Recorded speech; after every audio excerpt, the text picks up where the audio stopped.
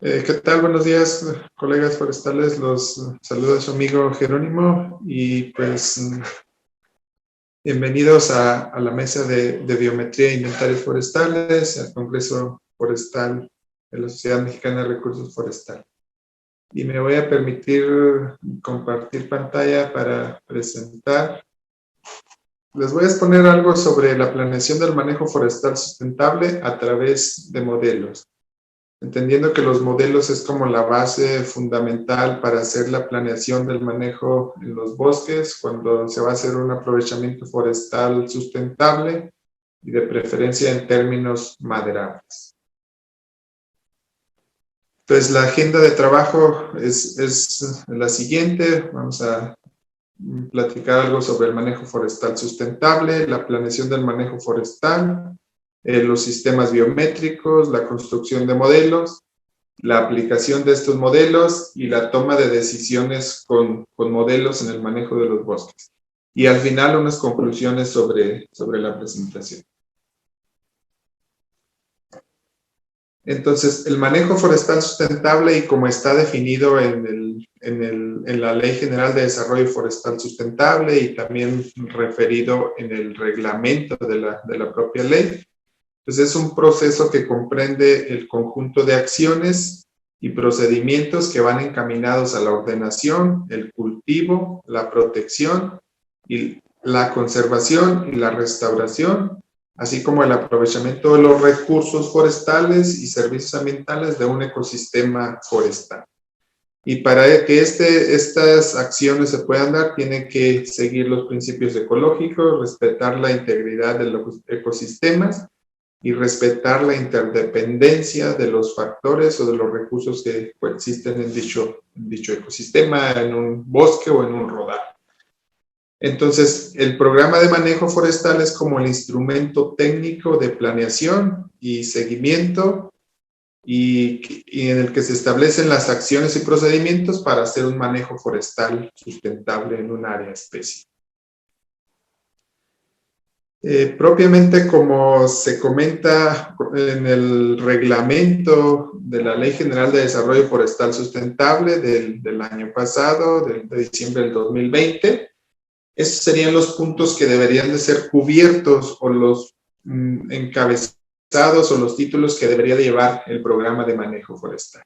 Inicialmente se definen los objetivos generales y específicos, hay una parte de los antecedentes de aprovechamiento, la clasificación de las superficies, un diagnóstico general de las características físicas y biológicas, la descripción del inventario, el sistema silvícola, el tema de la posibilidad y los volúmenes, viene lo de la planeación de la infraestructura y algunos otros puntos que son menores.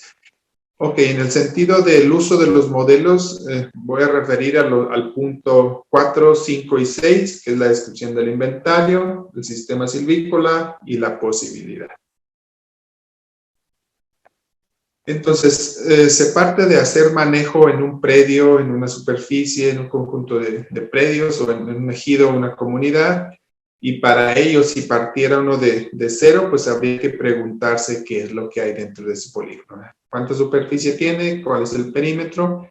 ¿Y qué es lo que hay en ese predio? Y si se puede hacer manejo a esos recursos, ¿verdad? Enfocado a los recursos maderables. Entonces, inicialmente se hace una planeación del manejo forestal en el que tiene que ver la condición legal del predio, es decir, que todo esté en regla en cuanto a las escrituras o a los temas de la posesión de los dueños para que esto esté definido dentro del programa de manejo, ¿no? Después viene la caracterización del predio, el inventario forestal maderable, el inventario forestal estratégico, el sistema biométrico, el sistema de planeación con modelos, la ordenación forestal y la propuesta del manejo forestal sustentable que se somete a la Secretaría de Medio Ambiente y Recursos Naturales para la autorización y después para la ejecución de las actividades consideradas. Bien, en la planeación del manejo forestal se destacan dos tipos de manejo, el manejo regular y el manejo irregular. Entonces, normalmente los programas de manejo en los bosques de Chihuahua, Durango, Jalisco, Oaxaca, Michoacán, pues van utilizando manejo regular y manejo irregular como una propuesta general para cada uno de los rodales o grupo de rodales en los que se va a hacer intervenciones silvícolas, ¿verdad? Los métodos más destacados son el MDS, el método de desarrollo silvícola, y el método mexicano de ordenación de bosques irregular. En la definición del sistema biométrico, entendiendo que el sistema biométrico no es solo los modelos de volumen e índice de sitio, sino que es un portafolio de ecuaciones, de modelos, que van desde el volumen, el ausamiento, la determinación de la cobertura, la que se hace mucho énfasis en el reglamento nuevo, los temas de densidad que son utilizados para prescribir aclareos y para generar la condición residual en número de árboles por hectárea, los modelos de productividad, modelos de crecimiento, que son en diámetro, área basal, altura, volumen, etc. Los modelos de competencia y modelos de biomasa y carbono, si la intención es generar resultados para estas variables de interés. Entonces, los algoritmos de estimación de los parámetros para esos modelos son los mínimos cuadrados ordinarios, mínimos cuadrados generalizados, máxima verosimilitud y máxima entropía, ¿verdad? Esto entendiendo que son modelos que se construyen a través de regresión lineal, regresión no lineal, puede ser regresión logística, la regresión tipo lazo o la regresión spline, spline. Entonces, estas son las técnicas que se utilizan para la estimación de los parámetros y que van a generar el sistema biométrico o el portafolio de las ecuaciones que van a utilizarse en el sistema de planeación. Entonces, un modelo es una representación abstracta, conceptual, gráfica o visual de una realidad. Y esa realidad, como no la podemos predecir, utilizamos un modelo. Es algo equiparable con el tema del parámetro y el estimador. Si queremos conocer la población y lo vamos a hacer a través de un estimador. Y el estimador más común es el estimador de la media. Entonces, para esto se establece un algoritmo o un procedimiento o un sistema de planeación, como le conocen en el ambiente forestal, el cual utiliza entradas y genera salidas. Y dentro de ese mecanismo de acción, pues está lo que le llaman la caja negra, y que utiliza mecanismos, programas ejecutables, un sistema, módulo o un algoritmo para generar salidas. Y que estas salidas van a estar en función de la calidad de los datos que son las entradas. Entonces, el algoritmo más sencillo es el que se utiliza para determinar la media. Hay un conjunto de valores y a eso se le estima la media. Y ese valor pues, puede ser utilizado para tomar alguna conclusión. En la construcción de los modelos hay un procedimiento más o menos genérico que podría sugerirse, y que es la definición del problema, la representación del problema en términos matemáticos o numéricos, la definición de variables y relaciones, cómo se están relacionando a través de análisis de correlación, la obtención de bases de datos, aunque esto está muy de la mano del anterior, y cómo esa base de datos se puede fraccionar para utilizarla en el ajuste y en la validación de un modelo, las técnicas de ajuste, si son modelos univariados o modelos multivariados, la optimización de los parámetros o de los estimadores de los parámetros, la validación de los modelos y la inferencia con modelos. Es decir, ya que se construyó el modelo, ya se obtuvo el modelo mejor, los estimadores de los parámetros bajo las condiciones estadísticas idóneas, y después cómo vamos a hacer inferencia con ese modelo para poder, a través de una muestra, inferir hacia la población. En la construcción de modelos con respuestas diferentes, entendiendo que un modelo siempre genera una salida promedio, es decir, como un modelo determinístico, y cómo el modelo podría ser construido para que esa salida fuera diferente en función de las características físicas, climáticas o ecológicas de un sitio en específico, ¿verdad? Entonces, los modelos tienen la capacidad de incluirles efectos fijos y efectos aleatorios o efectos mixtos a través de los dos aspectos y poder generar respuestas más específicas para un área en específico o en estudio, ¿verdad?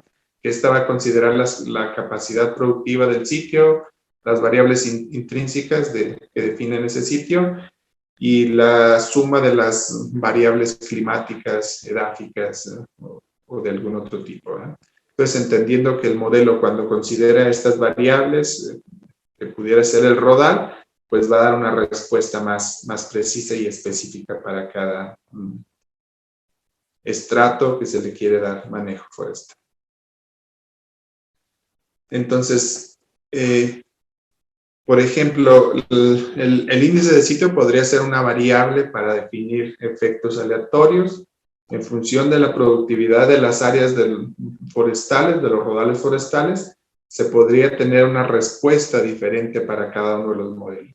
Es decir, en los sitios pobres la respuesta sería baja, en los sitios de productividad media tendríamos una respuesta promedio y consecuentemente en los sitios de productividad alto una respuesta en cada uno de los modelos más específica o más alta en correspondencia a la calidad o a la capacidad productiva de esos rodales.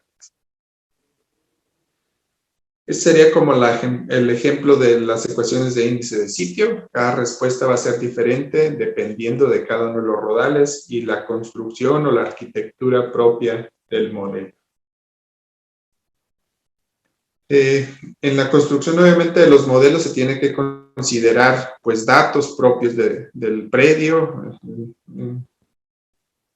preferentemente que sean locales y no regionales para que la respuesta sea más específica, ¿eh? Y que esto podría ser la ejemplificación de la determinación de la intensidad de corta a través de modelos de densidad. Tenemos un umbral de la densidad y hay una zona en la que se puede manejar ese rodal bajo el principio del crecimiento constante y en ese mínimo y en ese máximo se puede determinar una intensidad de corta. Después viene la definición del turno técnico o el periodo de rotación por categorías de diámetro, es decir, cuáles son los diámetros esperados a una edad futura y que más o menos pues vamos a tener un diámetro promedio para la condición general del predio, pero en algunos sitios con una respuesta más inferior o con una respuesta superior. Es decir, en los sitios productivos los árboles van a crecer más rápido y más lento en los sitios menos productivos.